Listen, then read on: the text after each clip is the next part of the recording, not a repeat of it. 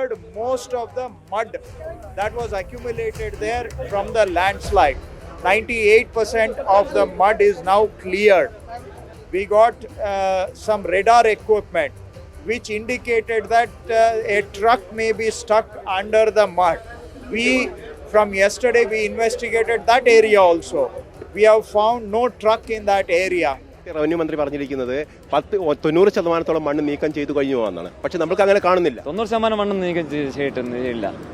ഇല്ല, കാണുന്നുണ്ടല്ലോ, നിങ്ങൾ കാണുന്നുണ്ടല്ലോ. 50% പോലും മണ്ണ് നീക്കം ചെയ്താൽ കാണുന്നില്ല. നമ്മൾ ഒരു ടാറിട്ട ഒരു പോർഷൻ അപ് ടു എൻഡ് കിട്ടിക്കഴിഞ്ഞാൽ പിന്നെ അവിടെ നിന്ന് 2 മീറ്റർ കയറി ബാക്കി ആ ഒരു ത്രൂ ഔട്ട് ആ ഒരു ലൈൻ പിടിച്ചാണ് നമ്മൾ പോകുന്നത്. പിന്നെ നമുക്കൊരു കറക്റ്റ് കൺക്ലൂഷൻ ആ റോഡ് ഇത്ര മീറ്റർ ഉണ്ടല്ലോ, അതിനപ്പുറം വണ്ടി പോകില്ല എന്നുള്ള നമുക്ക് കറക്റ്റ് അറിയാം. അങ്ങനെ 6ാം ദിനം തിരച്ചിലും നിരാശയോടെ അവസാനിച്ചിരിക്കുന്നു. കേരളത്തിന്റെ വലിയ സമ്മർദ്ദങ്ങൾക്കൊടുവിൽ മുഖ്യമന്ത്രി സിദ്ധരാമയ്യ സ്ഥലത്തെത്തി. മഴ മാത്രമായിരുന്നു തിരച്ചിലിന് തടസ്സം എന്നാണ് മുഖ്യമന്ത്രിയുടെ വാദം. കരയിലെ തിരച്ചിൽ 98% പൂർത്തിയാക്കിയെന്ന് റവന്യൂ മന്ത്രി കൃഷ്ണ ബൈരാഗൌഡയും പറഞ്ഞു. പക്ഷേ സംഭവിച്ചതെന്താണ്? കാത്തിരുന്ന സൈന്യം എത്തിയത് റഡാർ പോലുമില്ലാതെ. നാളെ ഡീപ് സെർച്ച് മെറ്റൽ എത്തിക്കുമെന്നാണ് സൈന്യത്തിന്റെ അവകാശവാദം. അപകടം നടന്ന സ്ഥലം അതിലൂടെ കടന്നുപോയവർ തിരിച്ചറിഞ്ഞിരിക്കുകയാണ്. അവിടേക്ക് തിരച്ചിൽ ഇനിയും നീങ്ങിയിട്ടില്ല. തിരച്ചിൽ ഇനി 7ാം ദിനത്തിലേക്ക് നീളുമ്പോൾ അർജുൻ ഇവിടെ.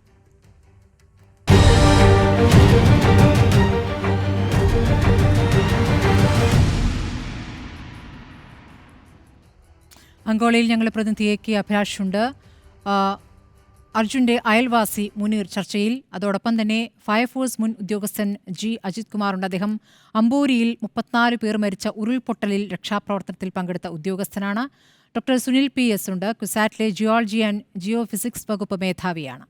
ആദ്യം ഞങ്ങളുടെ പ്രതിനിധിയിലേക്ക് പോവുകയാണ്. അഭിലാഷ്, ഇന്നിപ്പോൾ 6ാം ദിനത്തിലെ തിരച്ചിലും നിരാശയിൽ അവസാനിച്ചിരിക്കുകയാണ്. ഇന്നിപ്പോൾ കഴിഞ്ഞ ദിവസങ്ങളിൽ നിന്ന് വ്യത്യസ്തമായ അതിശക്തമായ മഴയുണ്ടായിരുന്നു.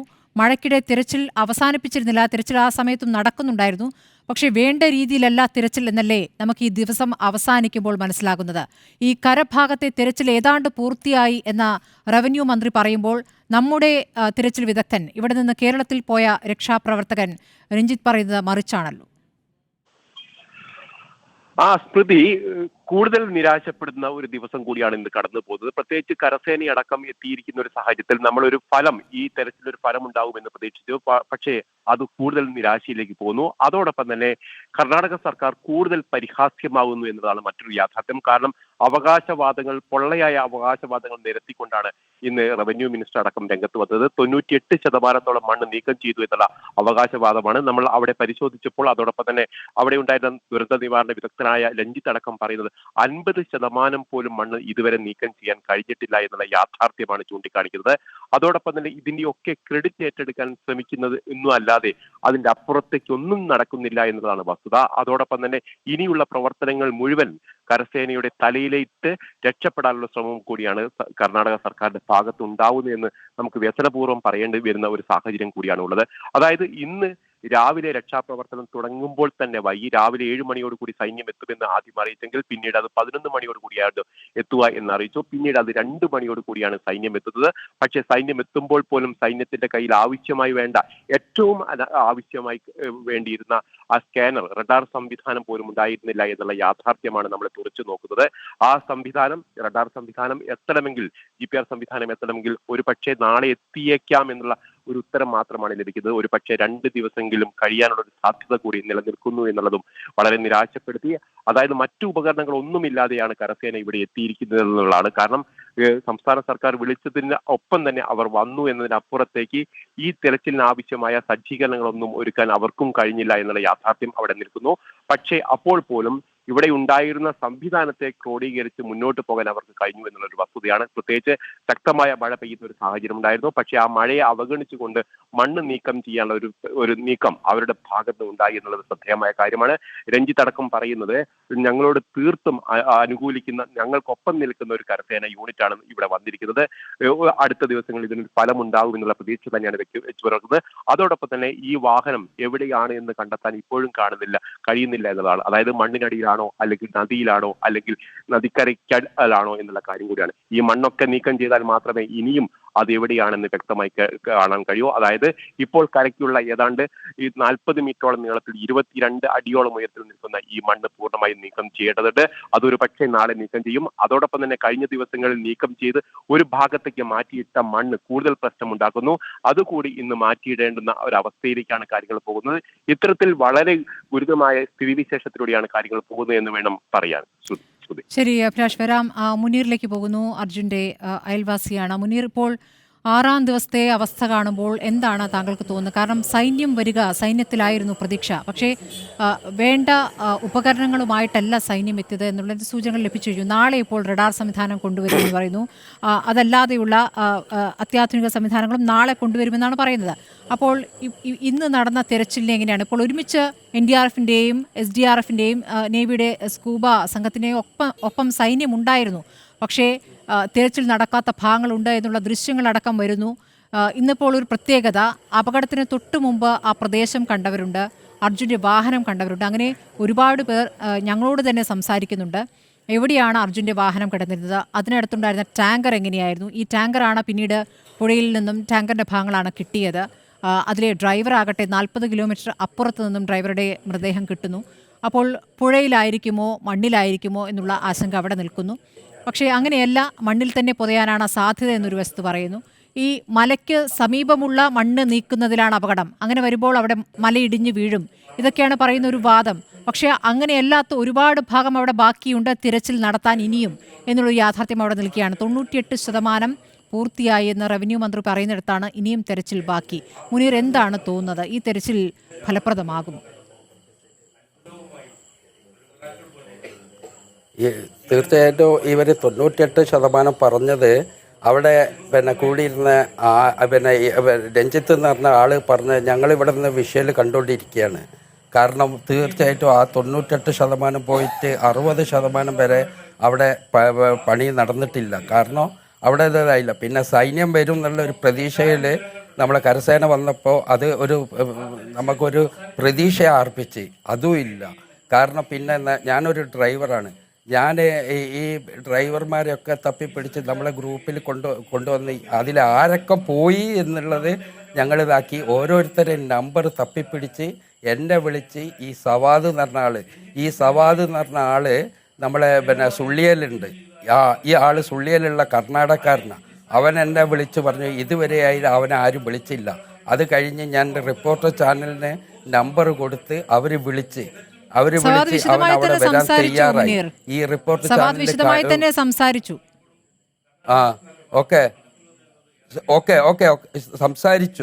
സംസാരിച്ചു കഴിഞ്ഞിട്ട് നിങ്ങൾ ഇത്രയും ചാനലില് ഇത്രയും പ്രകമ്പനം കൊള്ളിച്ചിട്ട് അവര് യാതൊരു ഇതും നിങ്ങളെ ഇതിൽ എടുത്തിട്ടില്ല. കാരണം നിങ്ങൾ ആരെ വാക്കും അവർ കേൾക്കുന്നില്ല. കാരണം ഇത് ഞാൻ ആ റൂട്ടിൽ പോയ ഒരു വ്യക്തിയായോണ്ട് പറയാണ്, ഈ ഇവരൊക്കെ എന്നോട് സംസാരിച്ചതിൽ ആ 2 മരങ്ങളെ ഇടയിലുള്ള ലക്ഷ്മണന്റെ ഹോട്ടലിന്റെ നേരെ ആ മരത്തിന്റെ നേരെ ഫ്രണ്ടിലാണ് ഈ വണ്ടി കിടക്കുന്നത്. അവിടുത്തെ മണ്ണ് മാറ്റിയിട്ടുണ്ടോ? ഇല്ല, അവിടുത്തെ മണ്ണിലേക്ക് തൊട്ടിട്ടില്ല. കാരണം അവിടുന്ന് ഒരു എന്തായാലും ആ നേരെ എന്നുള്ളത് ഒരു 50 മീറ്റർ മുന്നോട്ട് അത് ആ മണ്ണ് ഇപ്പോഴും അവിടെ കിടക്കുകയാണ്. ഇതാണ് 98% മണ്ണ് മാറ്റിയെന്ന് പറഞ്ഞ് ഇവര് നടത്തുന്ന ഇത്. അപ്പോൾ ഏറ്റവും നമ്മളെ ഇവരുടെ ഈ അർജുന്റെ വീട്ടുകാര് അവരെല്ലാം പ്രതീക്ഷ അർപ്പിച്ച് നിൽക്കുകയായിരുന്നു. എൻ്റെ അവരുടെ അമ്മയും അച്ഛനും പറഞ്ഞ എൻ്റെ മകനെ ഇന്ന് കിട്ടും നാളെ കിട്ടും, ജീവനുണ്ട്, എല്ലാ ഇതും അവരുടെ. കാരണം അവന് മനക്കരുത്ത് കൂടുതലുണ്ട്. അത് ശരി തന്നെയാണ്, അവന് മനക്കരുത്ത് നല്ലുണ്ട്. എനിക്ക് നല്ലോണം അറിയാം. എൻ്റെ കൂടെ അവൻ വന്നതാണ് വണ്ടിയിൽ ഫസ്റ്റിൽ ഇറങ്ങിയ ആളാ. അവന് എനിക്ക് അറിയാം നല്ല മനക്കരുത്തുള്ള ഒരു ഇതാ. ഒറ്റക്ക് പോകുന്നതിന് ഒരു ശരിക്ക് പറയാണ്, ഒരു വണ്ടിയിൽ പോവുകയാണെങ്കിൽ ഒരു മനക്കരുത്ത് തന്നെ വേണം അവന്. അവന് അവിടെ കിടന്നുറങ്ങുന്നത് സവാദ് 5:30 കണ്ട്. അത് കഴിഞ്ഞിട്ട് ബിനീഷ് പറഞ്ഞു, ബിനീഷ് ഇന്ന് ബോംബക്ക് പോയിക്കൊണ്ടിരിക്കുന്ന വ്യക്തിയെ അവിടെ നിർത്തിച്ച് എന്നെ ഫോൺ ചെയ്ത് അത് കഴിഞ്ഞിട്ട് ഇവരുമായിട്ട് സംസാരിച്ച് നിങ്ങളൊക്കെ ആയിട്ട് സംസാരിച്ച് അവനും പറയുന്നത് 8:10 അവൻ അവിടെ നിന്ന് പോകുന്നത്. ഇതൊക്കെ ക്ലിയർ ആയിട്ടും ആ സ്പോട്ട് ഇത്രയും പറഞ്ഞിട്ടും അവർക്കൊന്ന് ഇത് നോക്കാനുള്ള ഒരു എന്താണ് ഒരു മനസ്സുണ്ടായിട്ടില്ല. എന്താണ് എന്നാൽ ഇത്രയും ആൾക്കാർ അത് കണ്ടതാണ്. അവർക്ക് എന്തെങ്കിലും ഒന്ന് നോക്കി ഇവർ പറയുന്നതിൽ എന്തെങ്കിലും കാര്യമുണ്ടോ എന്നുള്ള ഒരു ഇതുവരെ നോക്കിയിട്ടില്ല. ഇവര് ഈ കുടുംബം ഇന്നും ഓരോ മിനിറ്റുകളിൽ വെച്ചിട്ടാണ് പ്രതീക്ഷിക്കുന്നത്. ഇന്ന് വരും, ഇപ്പം കിട്ടും. ചാനൽ പിന്നെ TV ഓൺ ചെയ്ത് നിൽക്കുകയാണ്. എന്താണ് ഒരു പ്രതീക്ഷ എന്ന്? അവർക്ക് ഒരു ഭക്ഷണം കഴിച്ചാൽ ഇറങ്ങുമോ? ഇല്ല. അച്ഛനും അമ്മക്കും എത്ര നിങ്ങൾ പിന്നെ എന്തെൻ്റെ സാധനം കൊടുത്താലും ഇറങ്ങൂല. അത്രയ്ക്ക് അവർക്ക് അങ്ങോട്ട് ഇറങ്ങാനുള്ള അവരുടെ പെങ്ങന്മാർക്കും ഇതൊന്നും ഈ ആരും കാണുന്നില്ലേ? എന്താണ് ഈ പിന്നെ ഇവർ കാണിക്കുന്ന അനാസ്ഥ? ഈ കർണാടക ഈ പോട്ടെ, അവർ ഇത്രയും നാൾ അനാസ്ഥ കാണിച്ച് ഈ മെനയാന്ന് ഇത്രയും രാഷ്ട്രീയ ഇവിടുന്നും കേരള സർക്കാർ ഇടപെട്ടിട്ടാണ് ഇത് ഇത്രയും എങ്കിലും മുന്നോട്ട് പോയത്, കുറച്ചെങ്കിലും മണ്ണ് മാറ്റാനുള്ള. ഇന്ന് റവന്യൂ മന്ത്രി വന്ന് പറഞ്ഞ് 98%. രഞ്ജിത്ത് അവിടെ ഇരിക്കുന്ന രഞ്ജിത്തും പിന്നെ ഇവരുടെ അനിയനും അവിടെ നിന്ന് പറയുന്ന 98% പോയിട്ട് 50% ഇല്ലാന്ന്. ഇതൊക്കെ നമ്മൾ കേൾക്കുന്നില്ലേ? എന്താണ് ഇതിനൊക്കെ ഒരു അർത്ഥങ്ങൾ? കാരണം ഈ പ്രതീക്ഷ ഇങ്ങനെ വന്ന് നഷ്ടപ്പെടുകയാണ്. എന്താണ് നമ്മൾ ഈ ഇവിടുന്ന് നാട്ടുകാരും ഈ കേരളത്തിൽ എന്തെങ്കിലും ഒരു സംഭവിക്കുകയാണെങ്കിൽ എന്തൊക്കെ ഉരുൾപൊട്ടലും കവളപ്പാറ ഇവിടെയൊക്കെ നടന്നിട്ട് എത്ര രക്ഷാപ്രവർത്തകരുണ്ടായിരുന്നു? നാട്ടുകാരും ഫയർഫോഴ്സും ഇവരും എല്ലാവരും ഇടപെട്ടിട്ട് അത് എത്ര പെട്ടെന്നായിരുന്നു അത് നടന്നത്. രീതികളിലെ വ്യത്യാസം അവിടെ നിലനിൽക്കുകയാണ്. മുനീറിലേക്ക് വരാം. ശ്രീ അജിത് കുമാർ, നമ്മൾക്ക് ഒരു പ്രളയകാലം നമ്മൾ എങ്ങനെയാണ് നേരിട്ടതെന്ന് നമ്മുടെ മുന്നിലുണ്ട്. താങ്കൾ അതിനു മുൻപ് അമ്പൂരിക്കാലമാണ് താങ്കൾക്ക് ഓർമ്മിച്ചെടുക്കാനുണ്ടാവുക. പക്ഷേ അപ്പോഴും പ്രളയകാലത്ത് നമ്മുടെ മുഖ്യമന്ത്രി അപ്പോൾ നമ്മൾ ഇറങ്ങുകയല്ലേ എന്ന് പറയുമ്പോൾ ഒരുമിച്ചിറങ്ങുക എന്ന തോന്നലുണ്ടാക്കാനും അങ്ങനെ ഒരുമിച്ചിറങ്ങാൻ ഒരുപാട് പേരുണ്ടാവുകയും ചെയ്തതാണ്, നമ്മളത് കണ്ടതാണ്. പക്ഷേ ഇവിടെ നോക്കൂ, 6ാം ദിവസമാണ് കർണാടക മുഖ്യമന്ത്രി അവിടേക്ക് വരുന്നത്. അവിടെ വരുമ്പോഴാകട്ടെ അവിടെ ഉണ്ടാകുന്ന അനാസ്ഥയും പോലീസിന്റെ ഭാഗത്തുണ്ടായ വീഴ്ചയുമൊക്കെ സൂചിപ്പിക്കുന്ന ഘട്ടത്തിൽ മുഖ്യമന്ത്രി പറയുന്നത് മഴ മാത്രമാണ് തടസ്സമായത് എന്നാണ്. മഴ കൊണ്ടാണ് രക്ഷാപ്രവർത്തനം വൈകിയത് എന്നാണ്. ജീവൻ പണയം വെച്ചുകൊണ്ടുള്ള രക്ഷാപ്രവർത്തനം ശരിയാണ്, രക്ഷാപ്രവർത്തനത്തിന് ചില സങ്കീർണമായ സാഹചര്യമുണ്ട് എന്നുള്ള യാഥാർത്ഥ്യമാണ്. പക്ഷേ എത്രത്തോളം ആത്മാർത്ഥതയോടെ അവിടെ പ്രവർത്തിക്കുന്നു എന്നൊരു വിഷയം കൂടിയുണ്ടല്ലോ. ഇന്നിപ്പോൾ അവിടെ കാണുന്ന മൺകൂനകൾ, അവിടെ നീക്കിയിട്ടിരിക്കുന്ന മണ്ണ്, ഇതൊക്കെ കാണുമ്പോൾ താങ്കൾക്ക് എന്താണ് മനസ്സിലാക്കാനാകുന്നത്? ഈ തിരച്ചിൽ നന്നായി പൂർത്തിയാകാനുള്ള സാധ്യത എത്രത്തോളം കാണുന്നു? നാളേക്കിനി 7ാം ദിവസമാവുകയാണ്. ഞാൻ ആദ്യമേ തന്നെ പറയട്ടെ, നാളെയെങ്കിലും നമുക്ക് അർജുനിലേക്ക് എത്താനുള്ള ഒരു സാധ്യത കാണുന്നുണ്ട്. കാരണം ഏതാണ്ട് ഒരു 60% മണ്ണൊക്കെ നീക്കി എന്നുള്ളതാണ്. അപ്പം നാളെയെങ്കിലും നമുക്ക് അദ്ദേഹത്തിലേക്ക് എത്തപ്പെടാൻ സാധിക്കട്ടെ. അതുപോലെ തന്നെ നമ്മൾ ഈ ഒരു ദുരന്തം ഉണ്ടാകുമ്പോൾ നമ്മൾ കേരളം കാണിക്കുന്ന ഒരു ജാഗ്രത ഇന്ത്യയിലെ മറ്റ് ഒരു സംസ്ഥാനങ്ങളും കാണിക്കില്ല എന്നുള്ള അഭിപ്രായമാണ് എനിക്കുള്ളത്. കാരണം ഒരു ദുരന്തമുണ്ടാകുമ്പോൾ കേരളത്തിൽ അത് ജനങ്ങൾ, നമ്മൾ സർക്കാരിനോടൊപ്പം തന്നെ കേരളത്തിലെ ജനങ്ങൾ ഓരോരുത്തരും ആ ദുരന്തം അവരുടേതായി കണക്കാക്കി ആ സ്ഥലത്ത് എത്തുകയും അതുപോലെ തന്നെ ദുരന്തത്തിൻ്റെ വ്യാപ്തി വളരെ പെട്ടെന്ന് കുറയ്ക്കുവാനും കേരളത്തിനെ സംബന്ധിച്ച് കേരളത്തിലെ ജനങ്ങൾക്കുള്ളൊരു പ്രത്യേകതയാണ്. അവരതങ്ങ് ഏറ്റെടുക്കുകയാണ് കേരളത്തിലെ ജനങ്ങൾ. ഇത് തന്നെ നമ്മുടെ സംസ്ഥാന സർക്കാർ ഒരുപാട് സമ്മർദ്ദങ്ങൾ ചെലുത്തിയതിന് ശേഷമാണ് എനിക്ക് തോന്നുന്നു അവിടെ ഒരു രക്ഷാപ്രവർത്തനം തന്നെ തുടങ്ങാൻ സാധിച്ചത് തന്നെ. അപ്പോൾ നമ്മൾ കാണിക്കുന്ന ഒരു ജാഗ്രത മറ്റ് ഒരു ഇന്ത്യൻ സംസ്ഥാനങ്ങളും ഇങ്ങനെ ഒരു ദുരന്തമുണ്ടാകുമ്പോൾ നമ്മൾ നോക്കൂ, നമ്മൾ ആ അമ്പൂരി ദുരന്തമായാലും ശരി, എട്ടിമട ദുരന്തമായിരുന്നാലും ശരി, നമ്മൾ ഉണ്ടായ വെള്ളപ്പൊക്കമൊക്കെ എത്ര പെട്ടെന്നാണ് നമ്മളത് റിക്കവർ ചെയ്തത്. അത് നമ്മളെ കേരളത്തിലെ ഒരു സേന ആയി മാറുകയാണ് കേരളത്തിലെ ജനങ്ങളും അതുപോലെ തന്നെ നമ്മുടെ സംസ്ഥാന സർക്കാരും അതുപോലെ തന്നെ കേരള ഫയർ ആൻഡ് റെസ്ക്യൂ സർവീസും. കേരള ഫയർ ആൻഡ് റെസ്ക്യൂ സർവീസിൻ്റെ കീഴിൽ ഈ ഒരു വിഭാഗം കംപ്ലീറ്റ് അങ്ങ് അണിനിരക്കുകയാണ് ആ ഒരു സമയത്ത്. അപ്പോൾ ഞാൻ ഈ TV ന്യൂസിലൂടെയും ഇതിലൂടെയൊക്കെ കണ്ടതിൽ നിന്ന് മനസ്സിലാക്കുന്നത് ഈ ദുരന്തത്തിന് ഒരു മഴ ഒരു വലിയ തടസ്സമായിരുന്നു.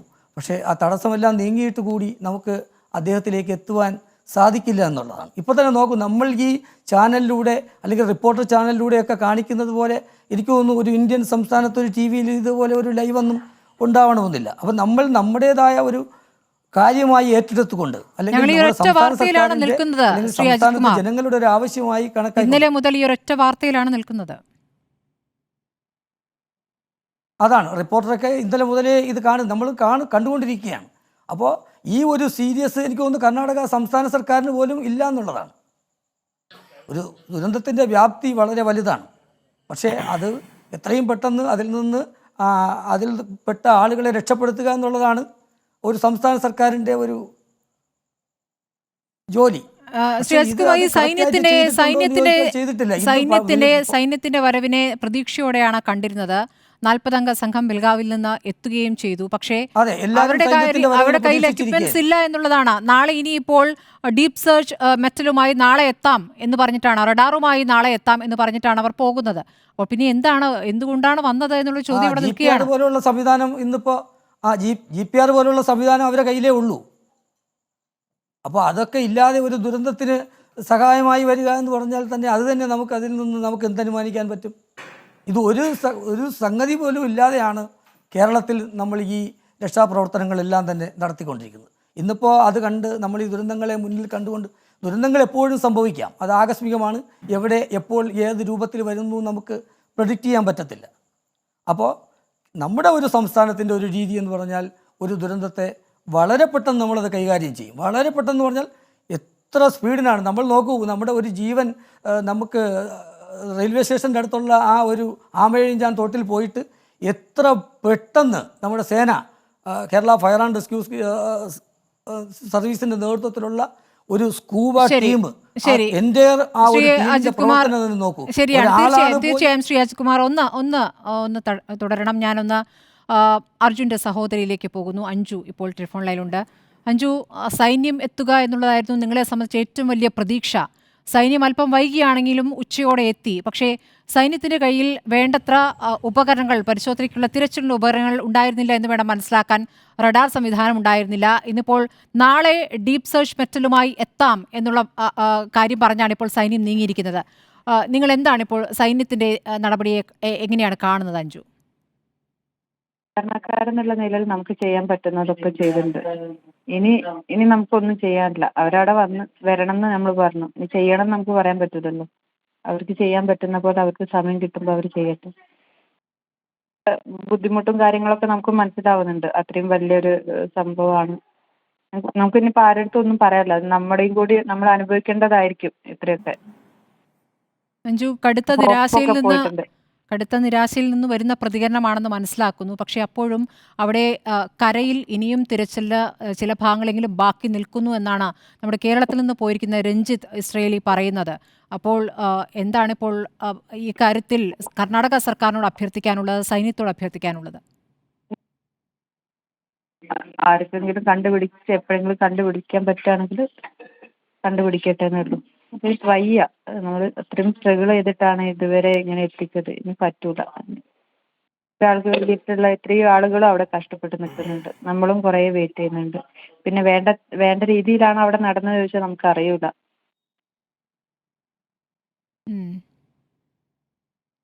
ഇപ്പോൾ ആരുടെ അടുത്തും ഇനിയിപ്പോ ഒന്നും പറയാനില്ല. എന്താണ് അമ്മയുടെയൊക്കെ അവസ്ഥ? ഞാൻ പറയുന്നത് നമുക്ക് പറയാൻ പറ്റുന്ന രീതിയിലും ഒക്കെ ചെയ്തു. ഇപ്പൊ കാര്യമില്ലല്ലോ, 6 ദിവസം കഴിഞ്ഞിട്ട്. ഇപ്പൊ അറിയില്ല, നമുക്കൊന്നും അറിയില്ല. എല്ലാം ഒരു ഹോപ്പിന്റെ പുറത്താണ് നമ്മൾ പറഞ്ഞത്. ഒരു വണ്ടി പിന്നൊക്കെ എവിടെയും കാണാനും പറ്റില്ല. ഈ ഭൂമിന്റെ ഉള്ളിലേക്ക് പോയൊന്നും അറിയില്ല. നമുക്കറിയില്ല എന്താ സംഭവിച്ചെന്നുള്ളത്. ശരി അഞ്ജു, കൂടുതൽ സംസാരിക്കണ്ട. അതിൻ്റെ പ്രതികരണത്തിൽ നിന്ന് തന്നെ വ്യക്തമാണ് എത്രത്തോളം നിരാശയിൽ നിന്നാണ് ആ പ്രതികരണം എന്നുള്ളത്. സൈന്യം എത്തിയാൽ എന്തെങ്കിലും അത്ഭുതം സംഭവിക്കുമെന്നുള്ള പ്രതീക്ഷ അവസാന നിമിഷവും ഉണ്ടായിരുന്നു. ഇന്നലെയൊക്കെ അഞ്ജുവിൻ്റെ പ്രതികരണം സൈന്യം എത്തട്ടെ, സൈന്യം വന്നു കഴിഞ്ഞാൽ കാര്യങ്ങൾ മറിയും എന്നുള്ള പ്രതീക്ഷയിലാണ് പ്രതികരിച്ചത്. പക്ഷേ ഇന്ന് സൈന്യം എത്തിയതും വൈകിട്ടാണ്. എങ്ങനെയാണ് സൈന്യം എത്തിയത് എന്നുള്ള കാര്യം വ്യക്തമായിരിക്കുന്നു. അപ്പോൾ ഇനി തെരച്ചിൽ നടത്തി കിട്ടുന്നെങ്കിൽ കിട്ടട്ടെ എന്ന രൂപത്തിലേക്ക് കടുത്ത നിരാശയിൽ നിന്നാണ് അർജുൻ്റെ സഹോദരിയുടെ പ്രതികരണം വരുന്നത്. കഷ്ടമാണ് ഇങ്ങനെയൊരു സാഹചര്യത്തിലേക്ക് കാര്യങ്ങൾ എത്തിക്കുന്നത്. ഡോക്ടർ സുനിൽ PS ക്യുസാറ്റിലെ ജിയോളജി ആൻഡ് ജിയോ ഫിസിക്സ് വകുപ്പ് മേധാവിയാണ്. ഡോക്ടർ സുനിൽ, ഇപ്പോൾ അവിടെ മണ്ണ് ഏത് സമയവും വീണ്ടും ഇടിഞ്ഞു വീഴാം എന്നൊരു ആശങ്ക നിലനിൽക്കുന്നു എന്നാണ് ചില രക്ഷാപ്രവർത്തകരെങ്കിലും പറയുന്നത്. ശരിയാണ്, തുടർച്ചയായ മഴയുണ്ട്. ഇന്നത്തെ മഴയെന്ന് പറയുമ്പോൾ കഴിഞ്ഞ ദിവസത്തേക്കാൾ ശക്തമായ മഴയാണ് അടിക്കടി പെയ്തുകൊണ്ടിരിക്കുന്നു. മഴയത്ത് രക്ഷാപ്രവർത്തനം നിർത്താതെ തന്നെ അവർ തുടരുന്നുമുണ്ടായിരുന്നു. അപ്പോൾ ഈ മലയ്ക്ക് സമീപമല്ലാത്ത ഭാഗത്ത് മണ്ണ് കൂടി കിടക്കുന്നുണ്ട്. അവിടേക്ക് തിരച്ചിൽ പോയിട്ടില്ല എന്നൊരു യാഥാർത്ഥ്യവുമുണ്ട്. ഇവിടെ ഇനി തിരച്ചിൽ അപകടകരമായ രീതിയിൽ ആണോ തിരച്ചിൽ നടത്തേണ്ടി വരിക? എന്താണ് താങ്കൾക്ക് തോന്നുന്നത്? ഇവിടുത്തെ മണ്ണിന്റെ ഒരു പ്രത്യേകത എങ്ങനെയാണ് താങ്കൾ കാണുന്നത്? നമുക്ക് ഏവർക്കും അറിയാം, നമ്മൾ ഇന്ത്യയിൽ പ്രധാനമായിട്ടും ഈ മണ്ണിടിച്ചിലുണ്ടാകുന്ന മേഖലകൾ ഹിമാലയം അതുപോലെ തന്നെ പശ്ചിമഘട്ട മേഖലകളാണ്. ഹിമാലയത്തിൽ സാധാരണ മണ്ണിടിച്ചിലുണ്ടാകുമ്പോൾ നമുക്ക് പൊതുവെ അവിടെ മഴ അതുപോലെ തന്നെ ഭൂചലനങ്ങളാണ് ഒരു പ്രധാനമായ കാരണങ്ങൾ. എന്നാൽ പശ്ചിമഘട്ടത്തിലേക്ക് വരുമ്പോൾ അത് പ്രധാനമായും ഈ മണ്ണിടിച്ചിലിന്റെ പ്രധാനപ്പെട്ട കാരണങ്ങൾ ഇവിടുത്തെ ഹെവി റെയിൻഫോൾ തന്നെയാണ്. അനിയന്ത്രിതമായ മഴ, വളരെ കുറച്ച് സമയം ഏറ്റവും ഉയർന്ന നിരക്കിൽ മഴ ലഭിക്കുമ്പോഴാണ് ഇത്തരം മണ്ണിടിച്ചിലുകൾ നടക്കുന്നത്. അതിന്റെ പ്രധാനപ്പെട്ട ഉദാഹരണങ്ങളാണ് 2019 നടന്ന കവളപ്പാറ, അതുപോലെ തന്നെ 2020 നമ്മൾ നേരിട്ട പെട്ടിമുടി പോലുള്ള ദുരന്തം, അതേപോലെ മണ്ണിടിച്ചിൽ ദുരന്തങ്ങൾ. ഈ ഷിരൂരിലേക്ക് വരുമ്പോൾ നമുക്ക് അവിടുത്തെ ജിയോളജിക്കലി, ഞാനിപ്പം അർജുന്റെ സഹോദരിയുടെ ആ വാക്കുകളൂടെ കേട്ട് ആ നിരാശാജനകമായ, കാരണം അന്ന് 6 ദിവസം കടന്നിരിക്കുകയാണ്. അപ്പം ഞാനിപ്പോൾ അതിൽ കൂടുതലും ജിയോളജി ഭാഗത്തേക്ക് പോകുന്നില്ല എങ്കിൽ പോലും ഇവിടെ പ്രധാനമായും ഇത്തരം മേഖലകളിൽ നമുക്ക് കണ്ടുപിടുന്നത് ലാറ്ററൈറ്റ്, അല്ലെങ്കിൽ നമ്മൾ സാധാരണ മലയാളത്തിൽ പറഞ്ഞാൽ വെട്ടുകല്ല് പോലത്തുള്ള ഒരു ടെറൈൻ കണ്ടീഷനാണ്.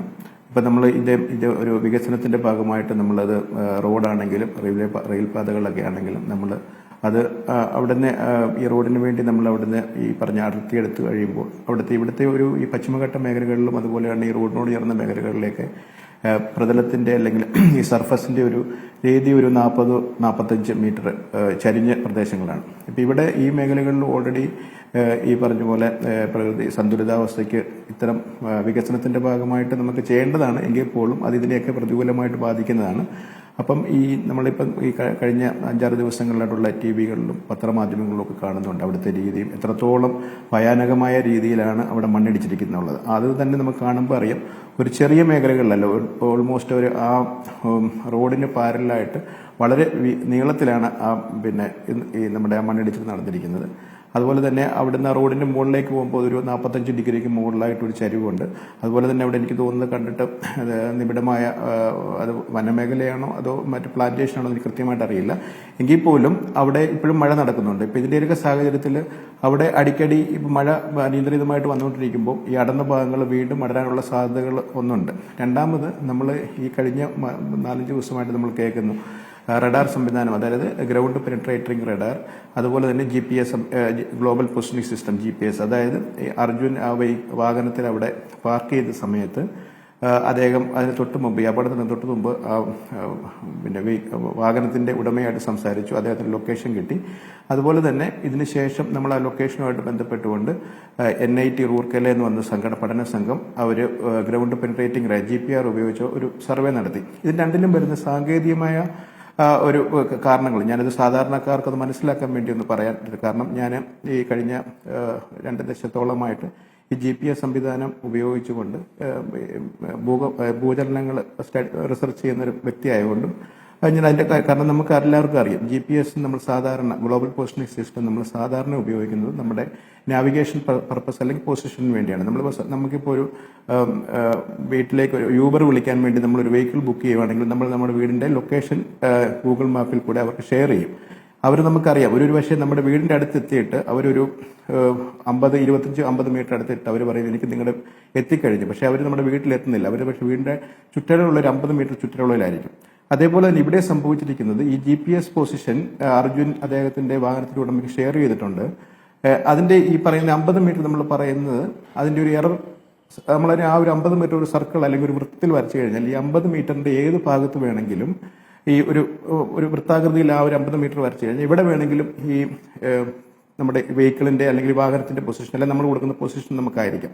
ഇപ്പൊ അർജുന്റെ കേസിൽ സംഭവിച്ചിരിക്കുന്നത് അദ്ദേഹത്തിന് ഒരു പക്ഷേങ്കിൽ 25-50 മീറ്ററിൽ നമ്മളിപ്പം രണ്ടാമത്തെ ഞാൻ ഈ GPS-ന്റെ കൂടെ GPR കൂടെ നമ്മൾ കഴിഞ്ഞ ദിവസം NIT-യിലെ സംഘം വന്നപ്പോൾ ഇവർ കൊടുത്തിരിക്കുന്ന GPS ലൊക്കേഷന്റെ ഭാഗത്താണ് അവർ സർവേ നടത്തിയത്. സർവേ നടത്താനും അവർക്ക് ബുദ്ധിമുട്ടുണ്ട്. കാരണം ആ ഗ്രൗണ്ട് പെനിട്രേറ്റിംഗ് റഡാറിൽ അതിന്റെ സെൻസറുകളും അത് ഘടിപ്പിച്ചിരിക്കുന്ന വീല് 4 ചക്രങ്ങളുണ്ട്. അത് നമുക്ക് സാധാരണ ഈ ഒരു മെഷീൻ ഡിസൈൻ ചെയ്തിരിക്കുന്നത് ഇപ്പോൾ നമ്മൾ ഒരു സ്മൂത്ത് ആയിട്ടുള്ള സർഫസിലാണെങ്കിൽ നമ്മൾക്ക് മെഷീൻ തള്ളി നീക്കുകയോ വലിച്ചുകൊണ്ട് പോയി കഴിഞ്ഞാൽ അതിനെ ഒരു ഭൂമിയുടെ ഉൾവശം ഒരു ഷാലോ സർഫസ് സബ് സർഫസ് എന്ന് പറയും. അവിടെ ഒരു ഓൾമോസ്റ്റ് ഒരു 20 to 50 മീറ്റർ അല്ലെങ്കിൽ 30 അതിൻ്റെ ഫ്രീക്വൻസി അനുസരിച്ച് നമുക്ക് സ്കാൻ ചെയ്യാൻ പറ്റും. അതായത് ഇപ്പം നമ്മുടെ ശരീരങ്ങൾ നമുക്ക് സ്കാൻ ചെയ്യാൻ വേണ്ടി മെഷീൻ ഉപയോഗിക്കുന്ന പോലെ ഒരു ഭൂമിയെ സ്കാൻ ചെയ്യുന്ന ഒരു മെഷീനാണ്. ഇലക്ട്രോമാഗ്നറ്റിക് വേവ്സ് അത് കടത്തി വിട്ടുകൊണ്ട് സ്കാൻ ചെയ്യുന്നതാണ്.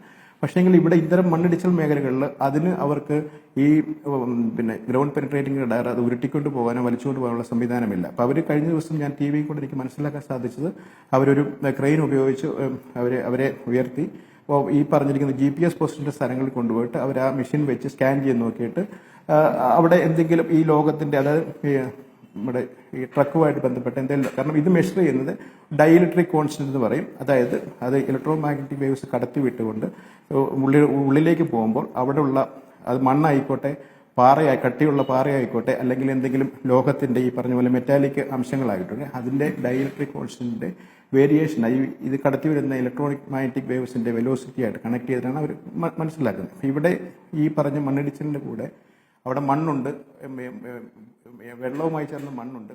വെള്ളം കൂടുതൽ വരുമ്പം ഈ പറയുന്ന ഡൈഇലക്ട്രിക് കോൺസ്റ്റന്റ് വ്യതിയാനം ഉണ്ടാകും. അതുപോലെ തന്നെ ഇതിന്റെ കൂടെ വലിയ വലിയ പാറകളുണ്ട്. അതിന് മണ്ണിന്റെയും ഈ പാറയുടെയും ഡൈഇലക്ട്രിക് കോൺസ്റ്റന്റ് വ്യത്യാസമുണ്ട്. അതിന്റെ കൂടെ പക്ഷേ നമ്മൾ ഈ പറഞ്ഞ വെഹിക്കിൾ ഉണ്ടെന്നുണ്ടെങ്കിൽ പോലും. ഹലോ, കേൾക്കൂ പറഞ്ഞോളൂ. കേൾക്കാമോ? അല്പം ശബ്ദം ഫീബിൾ ആയി പോയി, ഒന്ന് പറഞ്ഞോളൂ. ഇതിന്റെ കാരണം അപ്പം ഞാൻ ഈ പറഞ്ഞിരിക്കുന്ന നമ്മുടെ MNIT റൂർക്കല എന്ന് പറഞ്ഞൊരു ടീം അവർക്ക് കൊടുത്തിരിക്കുന്ന GPSന്റെ ലൊക്കേഷൻ ആ ഒരു ഭാഗത്ത് മാത്രം എനിക്ക് തോന്നുന്നൊരു ക്രെയിൻ വെച്ച് ഒരു പ്ലാറ്റ്ഫോം വെച്ചിട്ട് അവിടെ പോയി മെഷർ ചെയ്തു. പക്ഷേ ഈ പറഞ്ഞിരിക്കുന്നത് ഞാൻ പറഞ്ഞ പോലെ നമ്മുടെ GPS സംവിധാനത്തിന്റെ ഒരു എറർ എന്ന് പറയുന്നത് 25 തൊട്ട് 50 മീറ്ററോളം ഉള്ളതുകൊണ്ട് ഒരു പക്ഷെങ്കിൽ ഇപ്പോഴും എൻ്റെ ഒരു ദൃഢമായ ഇത് അർജുനും അതുപോലെ തന്നെ ആ വാഹനവും ഈ പറയുന്ന ഒരു 50 മീറ്റർ ചുറ്റളവിൽ തന്നെ ഉണ്ട്. കാരണം നമുക്കറിയാം ഇതൊരു വലിയൊരു ട്രക്കാണ്. ഈ ട്രക്ക് ഫുൾ ലോഡഡായിട്ടുള്ള തടികളുണ്ടായിരുന്നു.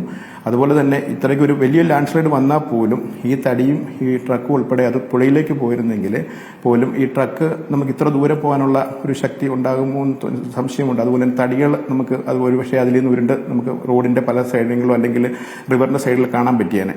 ഇതൊന്നും കാണുന്നില്ല. മാത്രമല്ല ഈ പറയുന്ന GPS സംവിധാനത്തിന്റെ എറർ ഞാൻ പറഞ്ഞ പോലെ 25 തൊട്ട് 50 മീറ്റർ ആയതുകൊണ്ട് ഇവര് ആ ലൊക്കേഷൻ പറഞ്ഞ സ്ഥലം മാത്രമായിരിക്കും ഒരു പക്ഷേങ്കിൽ അവർ അവിടുന്ന് മണ്ണ് നീക്കാൻ വേണ്ടി ശ്രമിച്ചതും. അതുപോലെ തന്നെ നമ്മുടെ ഇപ്പോൾ അവിടുത്തെ ദുരന്ത നിവാരണത്തിലെ അംഗമായ രഞ്ജിത്ത് ഇസ്രായേൽ അല്ലെ, അദ്ദേഹം പറഞ്ഞിട്ടുള്ള പോലെ ഇപ്പോഴും ഒരു 50% പോലും മാറ്റിയിട്ടില്ല. അതുപോലെ തന്നെ അവർ റവന്യൂ മന്ത്രി വന്ന് പറഞ്ഞു 98%. എങ്കിൽ അതും എനിക്ക് തോന്നുന്നില്ല അത്രത്തോളം ഉണ്ടെന്ന്.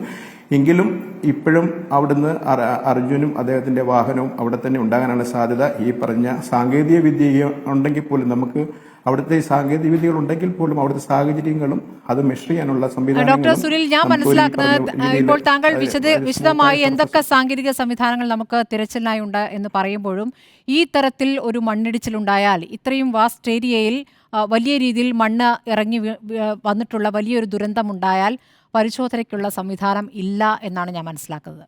അതല്ലേ സത്യം? അങ്ങനെ തിരയാനും കണ്ടെത്താനുമുള്ള സംവിധാനം നമുക്കില്ല. ഇപ്പോഴത്തെ ഈ ഒരു സാഹചര്യം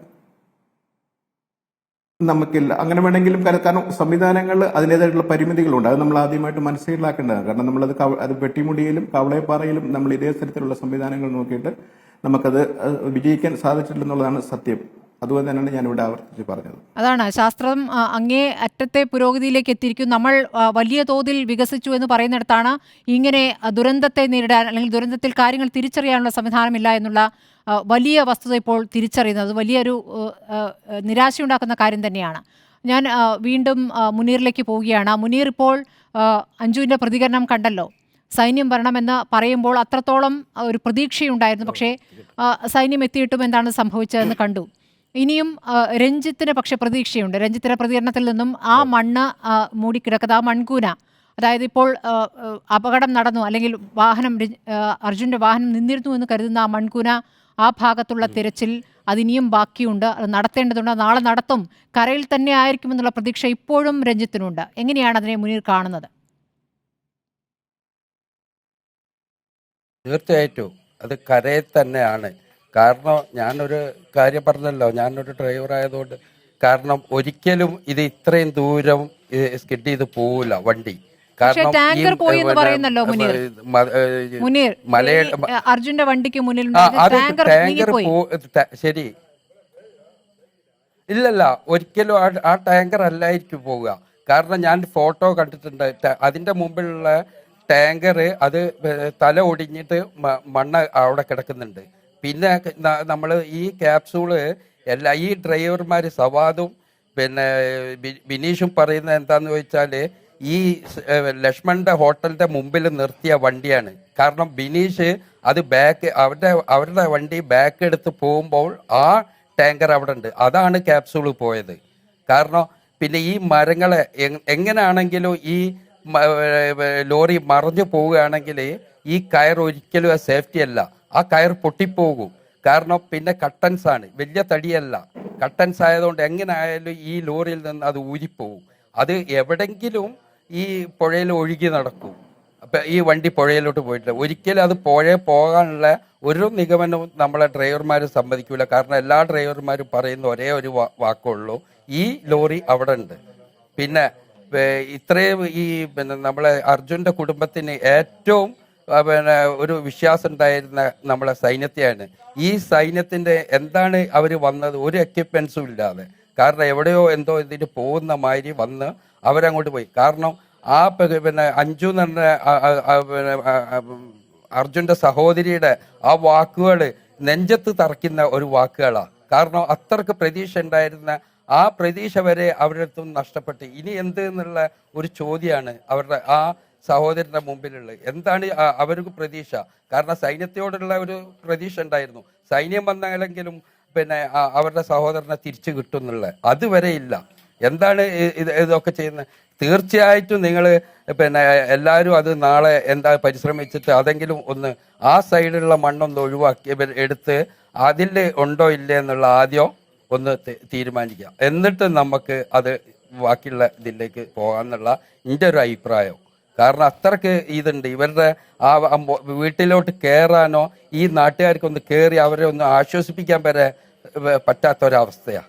ആ രീതിയിലാണ്. കാരണം ഏറ്റവും വലിയൊരു വിഷമഘട്ടത്തിലാണ്. കാരണം ഒരു കുടുംബം നോക്കുന്ന ഒരു സുഹൃത്താണത്.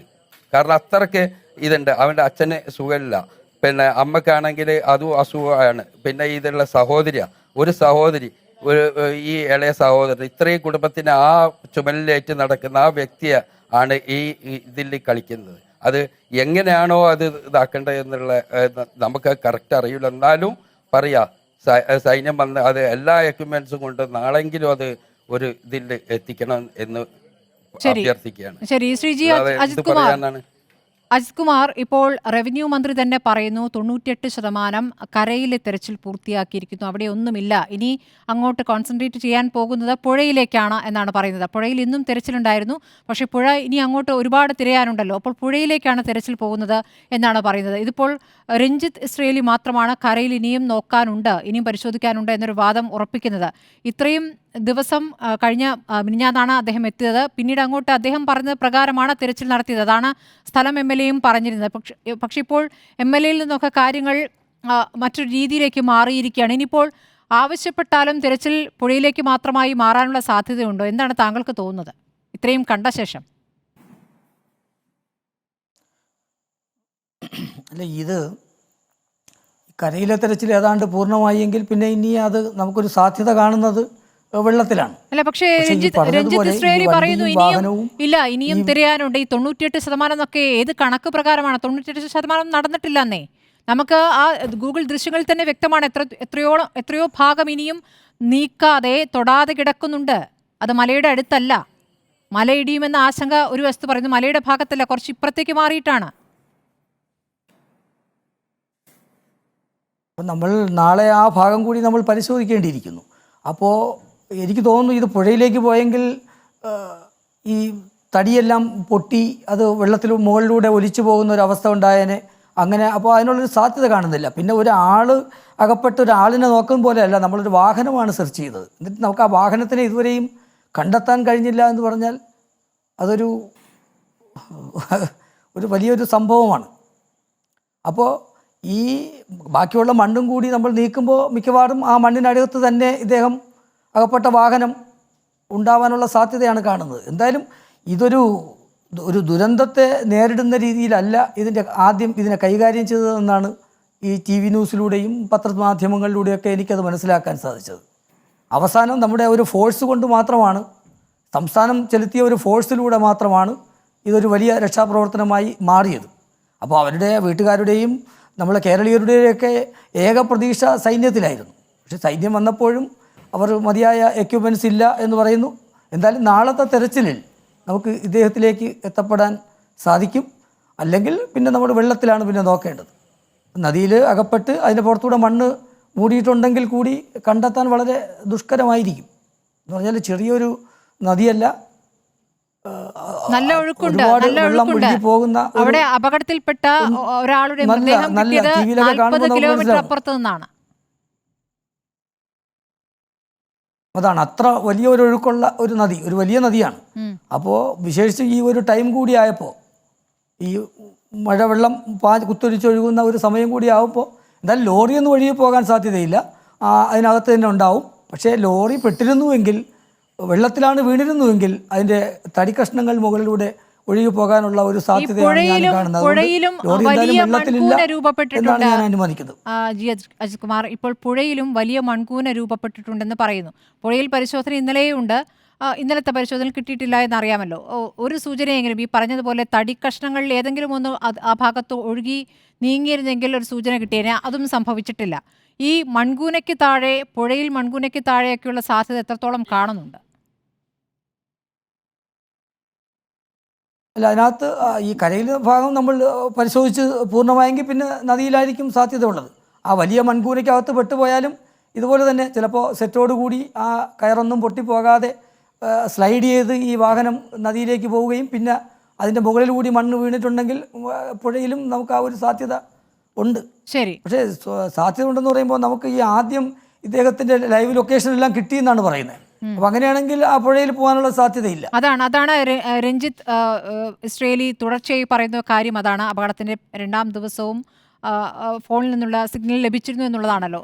ഞങ്ങളുടെ പ്രതിനിധിയിലേക്ക് ഇത് പോകുന്നു. കെ അഭിലാഷ്, ഇപ്പോൾ കരയിലെ തിരച്ചിൽ ഏതാണ്ട് പൂർത്തിയായി, നാളെ ഇനി പുഴയിൽ മാത്രമാണ് എന്ന് റവന്യൂ മന്ത്രി പറയുന്നു. പക്ഷേ നമ്മുടെ രക്ഷാപ്രവർത്തകൻ രഞ്ജിത്ത് പറയുന്നത് കരയിൽ ഇനിയും തിരയാനുണ്ട് എന്നുള്ള കാര്യം വ്യക്തമായി പറയുന്നുണ്ട്. അപ്പോൾ നാളെ ഇക്കാര്യത്തിൽ ഒരു തീരുമാനം എങ്ങനെ ഉണ്ടാകുമെന്നാണ് കരുതുന്നത്?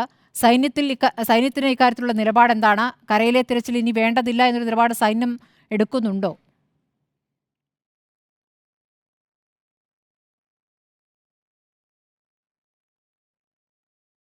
അഭിലാഷിലേക്ക് എത്താം.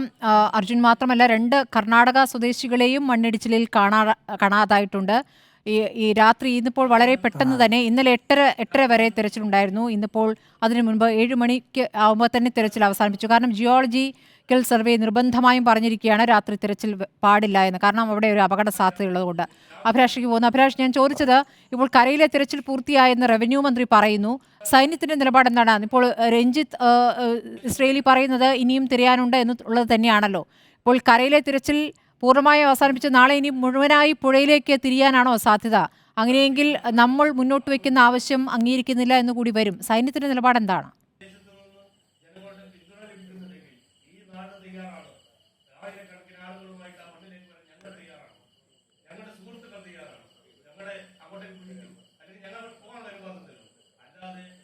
അഭിലാഷ്, ഒന്നുകൂടി റേഞ്ചിലേക്ക് വരിക. എനിക്കറിയാം അവിടെ പ്രദേശത്ത് ചില ബുദ്ധിമുട്ടുകളുണ്ട്. കേൾക്കാമോ അഭിലാഷ്? കേൾക്കാം. ഒന്ന് പറയാമോ? എന്റെ ചോദ്യം കേട്ടിരുന്നോ? ഇതിൽ പ്രധാനമായും നേരത്തെ നമ്മൾ കരസേന ഉദ്യോഗസ്ഥരോട് തന്നെ ചോദിച്ചിരുന്നു. കരസേന ഉദ്യോഗസ്ഥർ പറഞ്ഞത് നാളെയോടുകൂടി GPR സംവിധാനം എത്തിക്കുമെന്നാണ്. അതായത് 14 മീറ്ററോളം ആഴത്തിൽ പരിശോധിക്കാനുള്ള GPR സംവിധാനം എത്തിക്കുമെന്നുള്ള കാര്യം പറയുന്നു. അതായത് ഈ മേഖലയിൽ പരിശോധന നടത്തണമെങ്കിൽ അത്രയും കപ്പാസിറ്റിയുള്ള GPR വേണം. അഭിലാഷ്, എന്റെ സംശയം, GPR സംവിധാനം ഇല്ലാതെ എങ്ങനെയാണ് സൈന്യം എത്തുക? ഈ പ്രദേശത്തേക്കൊക്കെ പ്രദേശം എങ്ങനെയാണെന്നും എത്ര ദിവസത്തിന് ശേഷമാണ് സൈന്യത്തെ വിളിക്കുന്നത് എന്നെല്ലാം സൈന്യത്തിന് അറിയാം. അപ്പൊ ഈ സംവിധാനങ്ങളും ഒന്നുമില്ലാതെയാണോ അവരെത്തിയത്? അത് പ്രധാനപ്പെട്ട ഒരു ചോദ്യം തന്നെയാണ്. സൈന്യത്തിനെ വിളിച്ചു വരുത്തുമ്പോൾ പോലും സൈന്യം അതിനാവശ്യമായ, തെരച്ചിലിനാവശ്യമായ ഉപകരണങ്ങളോ ആധുനിക സാങ്കേതിക വിദ്യ ഉപയോഗിക്കാനുള്ള കാര്യങ്ങളോ ഒന്നും ചെയ്തിട്ടില്ല. ഇവിടെയുള്ള ഉപകരണങ്ങൾ വെച്ച് രക്ഷാപ്രവർത്തനം നടത്താമെന്നുള്ള ആ ഒരു രീതിയിലാണ് അവർ വന്നിരിക്കുന്നത്. ഇവിടെ വന്നപ്പോഴാണ് അവർക്ക് മനസ്സിലായത് അത് മതിയാവില്ല, ഈ GPR അടക്കമുള്ള സംവിധാനങ്ങൾ വേണം. എങ്കിൽ മാത്രമേ മുന്നോട്ട് പോകാൻ കഴിയൂ എന്ന് അവർക്ക് മനസ്സിലാവുകയും അവർ വന്ന ഉടൻ തന്നെ GPRന് വേണ്ടി അവർ റിക്വസ്റ്റ് ചെയ്യുകയും ചെയ്തു എന്നാണ് നമുക്ക് മനസ്സിലാക്കാൻ കഴിയുന്നത്. അതിന്റെ അടിസ്ഥാനത്തിൽ GPR ഒരുപക്ഷെ നാളെ എത്തിയേക്കാം, അല്ലെങ്കിൽ ഒരുപക്ഷെ മറ്റന്നാൾ രാവിലത്തേക്കായിരിക്കും എത്തുക എന്നാണ് നമുക്ക് മനസ്സിലാക്കാൻ കഴിയും. അതായത് രക്ഷാപ്രവർത്തനം, കരയിലെ രക്ഷാപ്രവർത്തനം അവർ അവസാനിപ്പിക്കാൻ ഉദ്ദേശിക്കുന്നില്ല. അവർ കൃത്യമായി പറയുന്നു ആ മേഖലയിൽ ഇപ്പോഴും ഒരു വളവുണ്ട്, ഒരു യു ഷേപ്പിൽ ഒരു സ്ഥലമുണ്ട്. ആ ഭാഗത്താണ് സാധാരണഗതിയിൽ വാഹനങ്ങൾ നിർത്തിയിടാറ്. ഇന്ന് നടന്ന ആ പരിശോധനയിൽ പോലും ആ ഭാഗത്തേക്കുള്ള മണ്ണ് നീക്കം ചെയ്തിട്ടില്ല. ഏതാണ്ട് 20-22 അടിയോളം ഉയരത്തിൽ മണ്ണ് അവിടെ ഇപ്പോഴും ഉണ്ട്. അത് നീക്കം ചെയ്താൽ മാത്രമേ വാഹനം അവിടെ ഉണ്ടോ ഇല്ലയോ എന്നുള്ള കാര്യം മനസ്സിലാക്കാൻ കഴിയൂ. നമ്മൾ നേരത്തെ ഒക്കെ സൂചിപ്പിച്ചതുപോലെ അവിടെ വലിയ കല്ലുകൾ വീണ് കിടക്കുന്നുണ്ട്. ഒരു പക്ഷേ ഇത്തരത്തിലൊരു കല്ല് വീണ് ഈ വാഹനം പതിഞ്ഞു പോകാനുള്ള ഒരു സാധ്യത അവിടെ നിലനിൽക്കുന്നുണ്ട്. ഈ ഒരു സാഹചര്യത്തിൽ അവിടെ ഇത്തരത്തിലൊരു പരിശോധനയിലൂടെ മാത്രമേ കാര്യങ്ങൾ നടക്കൂ. അതോടൊപ്പം തന്നെ ഈ നദിയിലെ പരിശോധനകൾ കൂടി നടക്കും. അതിൽ പ്രധാനപ്പെട്ട കാര്യം എന്ന് പറയുന്നത് നദിയുടെ നടുവിലായി ഇപ്പോൾ മൺകൂന രൂപപ്പെട്ടിട്ടുണ്ട്. ഒരു പക്ഷേ അതിനടിയിൽ ഈ വാഹനം ഉൾപ്പെടാനുള്ള ഒരു സാധ്യതയുണ്ട്. അതോടൊപ്പം തന്നെ നദിക്കരയിലും ഇത്തരം മണ്ണ് വീണ് കിടക്കുന്ന സ്ഥലമുണ്ട്. അവിടെയും പരിശോധന നടത്തേണ്ടതുണ്ട്. ഇതൊക്കെ കരസേനയുടെ കർമ്മ പദ്ധതിയിലുള്ള കാര്യങ്ങൾ തന്നെയാണ്. അക്കാര്യങ്ങൾ നേരത്തെ അവർ കൃത്യമായി പറയുകയും ചെയ്തിട്ടുണ്ട്. അങ്ങനെയെങ്കിൽ അഭിലാഷ്, ഇപ്പോൾ ഈ റവന്യൂ മന്ത്രി പറഞ്ഞതുപോലെയല്ല, കരയിലെ തെരച്ചിൽ നാളെയും തുടരും സൈന്യം, അല്ലേ? നമുക്ക് കരസേന ഉദ്യോഗസ്ഥന്റെ വാക്കുകൾ അനുസരിച്ചാണെങ്കിൽ ആ പരിശോധന നാളെ തന്നെ തുടരും. മറ്റൊന്ന്, ഈ റവന്യൂ മിനിസ്റ്റർ നേരത്തെ തന്നെ പറഞ്ഞു 98% മണ്ണ് നീക്കം ചെയ്തു എന്നുള്ള അവകാശവാദമാണ്, പൊള്ളയായ അവകാശവാദമാണ് അദ്ദേഹം ഉന്നയിച്ചത്. പക്ഷേ അവിടെ ഗ്രൗണ്ട് റിയാലിറ്റി അങ്ങനെ ആയിരുന്നില്ല എന്ന് നമ്മൾ നേരത്തെ തന്നെ റിപ്പോർട്ട് ചെയ്തിട്ടുണ്ട്. ഏതാണ്ട് 50% മണ്ണ് മാത്രമാണ് ഇപ്പോഴും നീക്കം ചെയ്തിരിക്കുന്നത്. ബാക്കിയുള്ള മണ്ണ് നീക്കം ചെയ്യാനുണ്ട് എന്നുള്ളതാണ് ഏറ്റവും പ്രധാനപ്പെട്ട കാര്യം. അഭിലാഷ്, അതുപോലെ രഞ്ജിത്ത്, ഇസ്രേലിക്കൊപ്പം തിരച്ചിലായി കൂടുതൽ സംഘങ്ങൾ കേരളത്തിൽ നിന്ന് എത്തിയിട്ടുണ്ട്, അല്ലേ?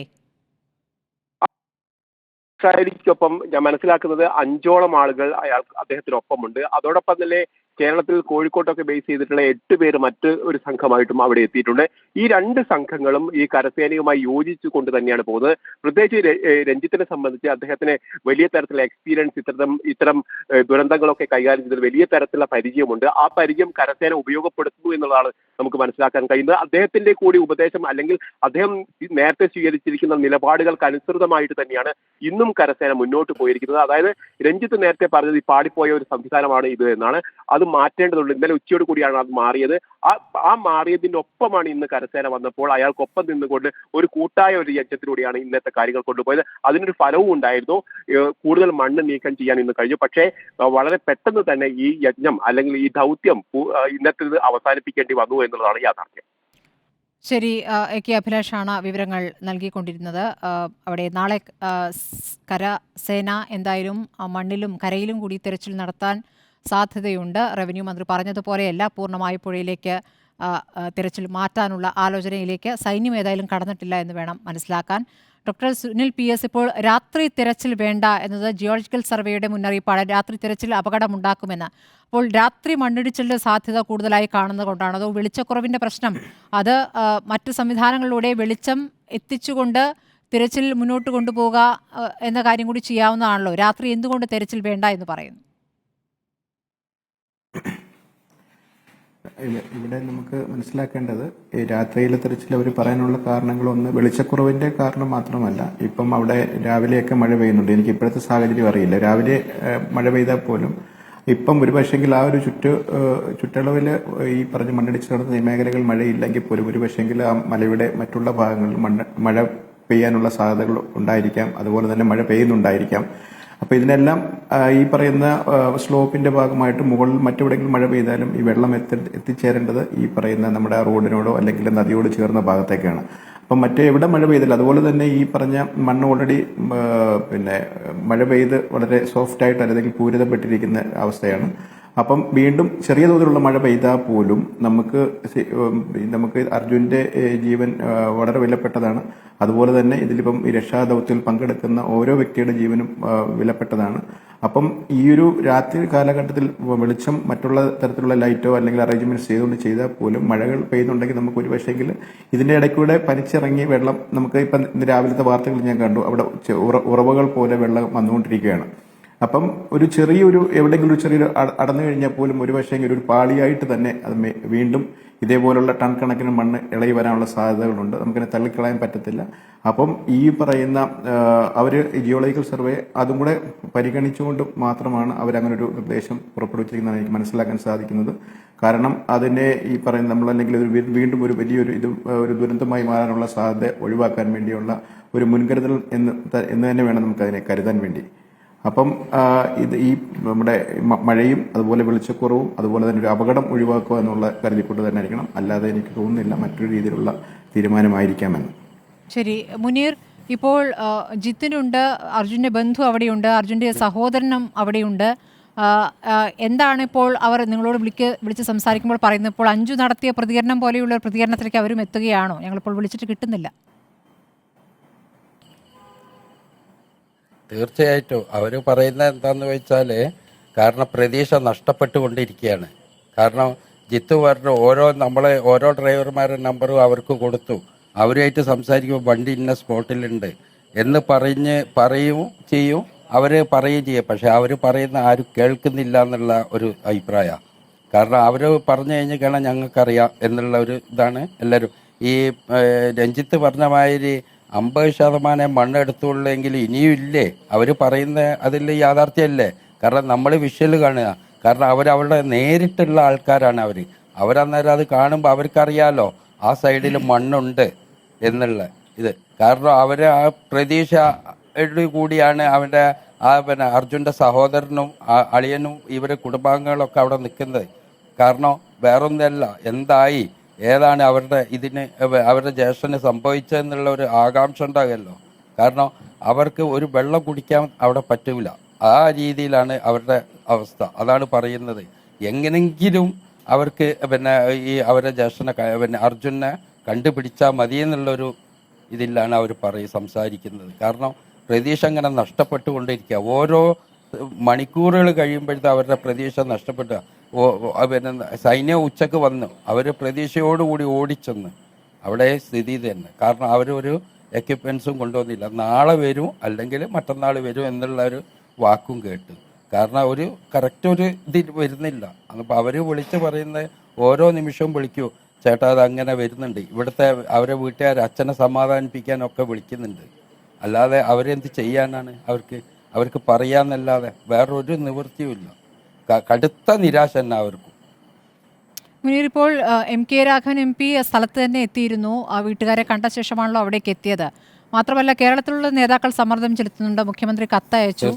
ആ നിലയ്ക്ക് എല്ലാവരുടെയും പ്രതികരണങ്ങളും വരുന്നുണ്ട്. അപ്പോൾ കേരളത്തിന്റെ സമ്മർദ്ദം നല്ല രീതിയിൽ തന്നെയുണ്ട്. അതുകൊണ്ടാണല്ലോ ഇന്ന് സിദ്ധരാമയ്യ അടക്കം അവിടെ വരേണ്ടി വന്നത്. അപ്പോൾ അതിനെ എങ്ങനെയാണ് നിങ്ങൾ കാണുന്നത്? സംസ്ഥാനം അത്രത്തോളം ആവശ്യപ്പെട്ടിട്ടും നടക്കുന്നില്ല എന്ന് തന്നെയല്ലേ? കേരളത്തിലെ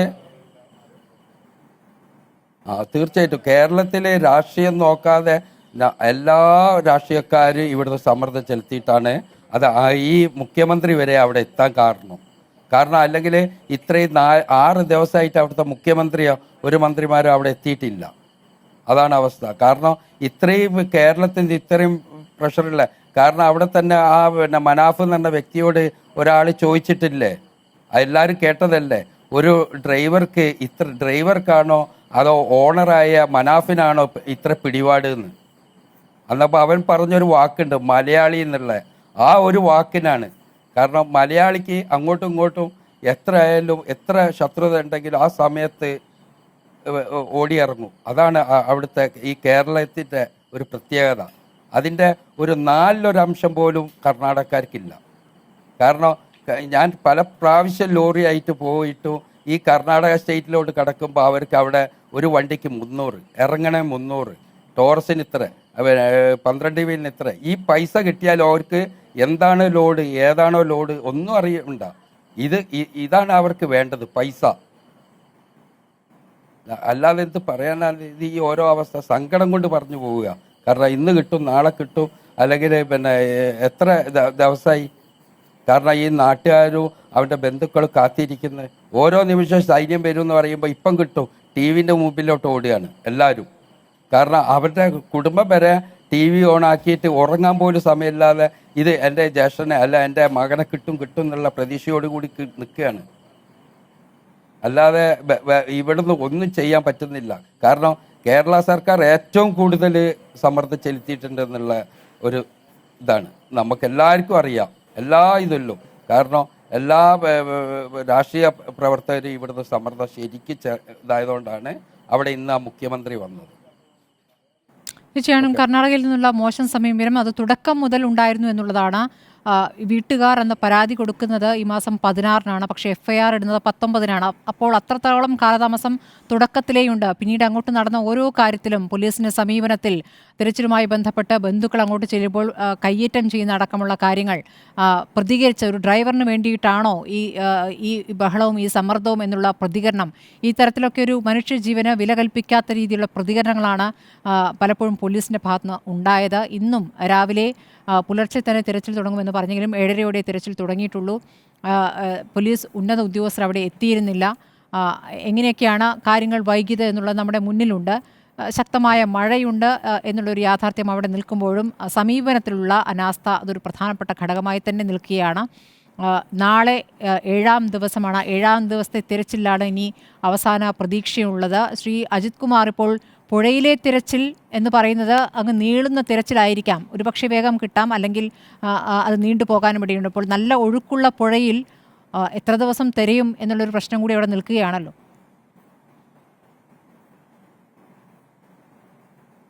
അതെ, ഈ പുഴയിലെ തിരച്ചിൽ വളരെ ദുഷ്കരം തന്നെയാണ്. കാരണം നമുക്ക് കരയിലെ പോലെ അത്ര എളുപ്പമല്ല. ഈ ഒഴുകുന്ന അല്ലെങ്കിൽ ഒരുപാട് വെള്ളമുള്ള ആ ഒരു നദിയിൽ നമ്മൾ ആ ഒരു രക്ഷാപ്രവർത്തനം, അതിനുള്ള എക്യുപ്മെൻറ്റ്സ് പോലും നമുക്ക് അത്രയ്ക്ക് ഇല്ല എന്നുള്ളതാണ്. കാരണം ഇത്രയും വെള്ളത്തിൽ നിന്ന് നമുക്കൊരു ഉപകരണം ഉപയോഗിച്ച് അവിടെ നിന്ന് അവിടെ രക്ഷാപ്രവർത്തനം നടത്തി നോക്കാൻ പ്രയാസമാണ്. അതുപോലെ തന്നെ ഇനി GPR ഒക്കെ കൊണ്ടുവച്ച് നമുക്ക് ആ സ്ഥലം ലൊക്കേറ്റ് ചെയ്ത് കഴിഞ്ഞാൽ നമുക്ക് ആ ഒരു പെർട്ടിക്കുലർ ഏരിയ പരിശോധിച്ച് നമുക്ക് അദ്ദേഹത്തിലേക്ക് എത്തിപ്പെടാൻ സാധിക്കുമെന്ന് വിചാരിക്കുന്നു. എന്തായാലും നാളത്തോടു കൂടി അദ്ദേഹത്തിലേക്ക് എത്താൻ സാധിക്കുമെന്നാണ് ഞാൻ വിശ്വസിക്കുന്നത്. കാരണം കരയിലെ മണ്ണ് നീക്കി കഴിയുമ്പോൾ തന്നെ അതിനകത്ത് തന്നെ ഈ വാഹനവും ദേഹവും ഒക്കെ ഉൾപ്പെടാനാണ് സാധ്യത കാണുന്നത്. നമുക്കിവിടെ പ്രളയകാലത്ത് മണ്ണിടിച്ചിലുണ്ടായിരുന്ന സമയത്തൊക്കെ ശ്രീ അജിത് കുമാർ, ഈ കവളപ്പാറയിലൊക്കെ തിരച്ചിൽ നടത്തിയെങ്കിലും പൂർണ്ണമായി എല്ലാ മൃതദേഹങ്ങളും കിട്ടിയിരുന്നില്ല എന്നുള്ളൊരു യാഥാർത്ഥ്യം കൂടി അവിടെ നിൽക്കുകയാണ്. പിന്നെ തിരച്ചിൽ ഒരു ഘട്ടം എത്തിയപ്പോൾ അവസാനിപ്പിക്കുകയായിരുന്നു. അതെ, നമ്മളൊരു ഇത്ര ദിവസം കഴിഞ്ഞ് കഴിഞ്ഞാൽ പിന്നെ അദ്ദേഹത്തെ കണ്ടെത്താൻ കഴിഞ്ഞില്ല എന്ന് വിചാരിച്ച് തിരച്ചിൽ അവസാനിപ്പിക്കുകയാണ്. അപ്പോൾ അമ്പൂരിയിലായിരുന്നാലും കവണപ്പാറയിലായിരുന്നാലും ഒക്കെയാണ്. അത് ചിലപ്പോൾ വളരെ ഒരുപാട് വെള്ളത്തിലൂടെ ഒഴുകിപ്പോയിട്ടുണ്ടാവാം. കവളപ്പാറയിൽ 2-3 അമ്പൂരിയിൽ 2-3 കിണറുകളുണ്ടായിരുന്നു. അപ്പോൾ ആ കിണറിനകത്ത് പെട്ടുപോയി കാണാം. അപ്പോൾ അങ്ങനെയൊക്കെ 2-3 മൃതദേഹങ്ങൾ എല്ലാ ദുരന്ത മുഖങ്ങളിലും നമുക്ക് നഷ്ടപ്പെടാറുണ്ട്, നമുക്ക് കണ്ടെത്താൻ സാധിക്കാതെ വരാറുണ്ട്. അങ്ങനെ ഇനി അതൊരു കണ്ടെത്താൻ കുറേ ദിവസം നമ്മൾ തിരച്ചിൽ നടത്തിയിട്ട് അവസാനം നമ്മൾക്ക് അങ്ങനെ ഒരു വിശ്വാസത്തിലെടുത്തുകൊണ്ട് തിരച്ചിൽ അവസാനിപ്പിക്കുകയാണ് സാധാരണ ചെയ്യുന്നത്. എന്തായാലും നദിയിലെ തിരച്ചിൽ വളരെ ദുഷ്കരമാണ്. നമുക്ക് നോക്കാം, ചെറിയ ചെറിയ ദ്വീപ് പോലെയാണ് നമ്മൾ നദിയിൽ ഇത് കാണുന്നത്. അതിൻ്റെ അടിയിലൊക്കെ പെട്ടുപോയാൽ ഈ ഒരു വെള്ളത്തിൽ രക്ഷാപ്രവർത്തനം വളരെ ദുഷ്കരമാണ്. മാത്രമല്ല പുഴ ഒഴുകി ചെല്ലുന്നത് കടലിലേക്കാണ്. ആ ഭാഗത്തേക്ക് പോയി കഴിഞ്ഞാൽ പിന്നെ തിരച്ചിൽ ശരിക്കും ദുഷ്കരമാകുന്ന ഒരു സാഹചര്യത്തിലേക്ക് എത്തും. അതെ അതെ അതെ അതെ അത് തന്നെയാണ്. കടലിലേക്കൊക്കെ എത്തിക്കഴിഞ്ഞാൽ എത്തപ്പെടും. കാരണം ഇദ്ദേഹം വാഹനത്തിനകത്ത് തന്നെ ഉണ്ടെങ്കിൽ ആ വാഹനത്തോടു കൂടി എന്തായാലും കടലിലേക്കൊന്നും എത്തപ്പെടാനുള്ളൊരു സാധ്യത കാണുന്നില്ല. ശരി ഡോക്ടർ സുനിൽ, വണ്ണുമൂടി വാഹനത്തിനകത്ത് തന്നെ ഇദ്ദേഹം ഉണ്ടാവാനാണ് സാധ്യത. ശരി ഡോക്ടർ സുനിൽ, ഇപ്പോൾ ഈ വാഹനത്തിന്റെ ഭാരമാണ് ഒരു പ്രതീക്ഷ നൽകുന്നത്. പക്ഷേ ഭാരമുള്ള വാഹനമായിട്ടും ഇപ്പോഴും എവിടെയും കണ്ടെത്തിയിട്ടില്ല എന്നൊരു യാഥാർത്ഥ്യം അവിടെ നിൽക്കുന്നു. അതുകൊണ്ട് എത്ര ശക്തമായ ഒഴുക്കിലും ഒരുപാട് ദൂരേക്ക് പോകാൻ ഇടയില്ല എന്ന പ്രതീക്ഷ എങ്ങനെയാണ് ഡോക്ടർ സുനിൽ കാണുന്നത്? ഞാൻ ഇന്ന് രാവിലത്തെ വാർത്തകളിൽ എനിക്ക് മനസ്സിലാക്കാൻ സാധിച്ചത്, ഞാൻ ആദ്യം ആവർത്തിച്ച് തന്നെ പറയുന്നു, ഒരു GPS ലൊക്കേഷന് ഒരു വാർത്താ ചാനൽ കണ്ടിരുന്നു. ഒരു സ്റ്റമ്പ് നട്ടിയിട്ട് അതിന് ചുറ്റുമാണ് ഇവർ അവിടുത്തെ ഈ മണ്ണ് മാറ്റിക്കൊണ്ടിരുന്നത്.